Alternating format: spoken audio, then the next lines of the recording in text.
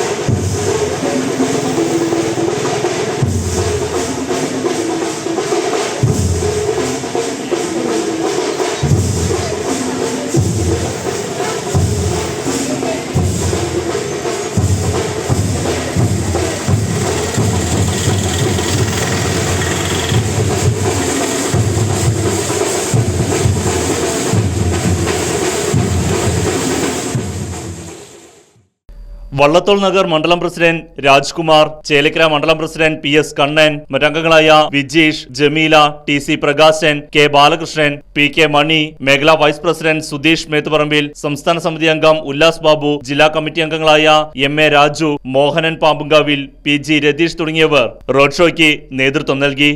ആലത്തൂർ മണ്ഡലം നമ്മൾ ഈ പ്രാവശ്യം പിടിച്ചിരിക്കും.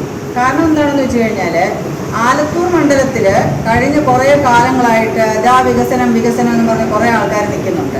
ഇത് ഇപ്പോഴും കമ്മ്യൂണിസ്റ്റിൻ്റെ മെമ്പർ ഇട്ടിരിക്കുന്നത് എന്താണ്? ആലത്തൂരിൻ്റെ വികസനത്തിന് വേണ്ടിയിട്ട് രാധാകൃഷ്ണനെ വിജയിപ്പിക്കുക എന്നാണ് ഇട്ടിരിക്കുന്നത്. അപ്പോൾ ഇത്രയും കാലം ഇവർ എന്ത് ചെയ്യായിരുന്നു? ഇനി രാധാകൃഷ്ണൻ എന്താണ് ആലത്തൂർ വികസിപ്പിക്കാനുള്ളത്? കണ്ട കാലം മുഴുവൻ കിട്ടിയിട്ടൊന്നും വികസിപ്പിച്ചിട്ടില്ല. ഇനിയിപ്പോൾ വീണ്ടും വികസിപ്പിക്കാൻ എന്താണ് പുള്ളിക്കിരിക്കുന്നത്? അതേപോലെ ഒരവസരം കഴിഞ്ഞ പ്രാവശ്യം കിട്ടിയിട്ടുള്ള ഒരു ആൾ, കോൺഗ്രസിൻ്റെ ഒരാൾ, അവര് കോടികളാണ് ചെലവഴിച്ചു എന്ന് പറയുന്നത്. ഈ കോടികളെന്ന് പറയുന്നത് അവർക്ക് കൊടുക്കാനുള്ള യാതൊരു സാധ്യതയില്ല. കാരണം അത് വെറും നുണയാണ്. ആ നുണ എന്താണെന്ന് ചോദിച്ചു കഴിഞ്ഞാൽ, ഇതെല്ലാം മോദി ഗവൺമെൻറ്റും കൂടെ ഒരു എം പിക്ക് കിട്ടുന്ന, ഒരു വർഷത്തെ എം പിക്ക് കൊടുക്കുന്ന ഫണ്ടെന്ന് പറഞ്ഞാൽ എത്രയാണെന്ന് നമുക്കൊക്കെ അറിയാം. അതല്ലാതെ ഇത്ര വലിയ കോടികളുടെ കണക്ക് പറയുമ്പോൾ അതൊരു നുണയാണ്. അപ്പോൾ ഈ മോദി സർക്കാർ നമ്മുടെ ആലത്തൂര് ചെയ്തിട്ടുള്ള എല്ലാ കണക്കും കൂടെ പുള്ളിക്കാരുടെ അക്കൗണ്ടിലേക്ക് ചേർത്തിട്ടാണ് ഈ പറയുന്നത്. അതിന് അല്പം പോലും സത്യമില്ല. പിന്നെ ഈ 60 കൊല്ലം ഭരിച്ച കോൺഗ്രസ്സിന് ഈ ഇന്ത്യ മഹാരാജ്യം ഒന്നും ശരിയാക്കാൻ പറ്റിയിട്ടില്ല. എല്ലാ എന്താ പറയുക, കൊമരൻ്റെ കുപ്പിളിൽ കഞ്ഞി എന്ന് പറഞ്ഞതുപോലെ പാവപ്പെട്ടവർ ഇപ്പോഴും പാവപ്പെട്ടവനായിട്ട് തന്നെ ഇരിക്കുകയാണ്. എന്ത് വികസനമാണ് 60 കൊല്ലം കൊണ്ട് ഇവർ ചെയ്ത്? 60 കൊല്ലം എന്ന് പറഞ്ഞു കഴിഞ്ഞാൽ എത്രമാത്രം വലിയൊരു കാലഘട്ടമാണെന്ന് ആലോചിക്കണം. ആ ഒരു കാലഘട്ടം കൊണ്ട് ഒരു രാജ്യം വികസിപ്പിക്കണമെന്നുണ്ടെങ്കിൽ എന്തൊക്കെ ചെയ്യാം. പക്ഷേ അതിനൊന്നിനും ശ്രമിക്കാതെ എല്ലാവരും അവനവൻ്റെ വികസനം മാത്രം മുൻനിർത്തിയാണ് ഇതുവരെ ചെയ്തിരിക്കുന്നത്. ഈ കഴിഞ്ഞ 10 വർഷമായിട്ട് മാത്രമാണ് നമ്മുടെ രാജ്യത്തിൻ്റെ വികസനം എന്നുള്ള ഒരു ലക്ഷ്യത്തിലേക്ക് മോദിജി വന്നതിന് ശേഷം രാജ്യത്തിൻ്റെ വികസനം തുടങ്ങിയിരിക്കുന്നത് അതിനുശേഷം മാത്രമാണ്. അതിനു മുമ്പ് ഭരിച്ചവരൊന്നും തന്നെ, ഇന്ത്യ ഭരിച്ചത് മെയിനായിട്ട് കോൺഗ്രസ് തന്നെയാണ്. അപ്പോൾ അവർക്ക് യാതൊരു ഡെവലപ്മെൻ്റൽ അജണ്ടയും ഉണ്ടായിരുന്നില്ല എന്നാണ് ഞാൻ വിശ്വസിക്കുന്നത്. Right news Cheruthuruthy.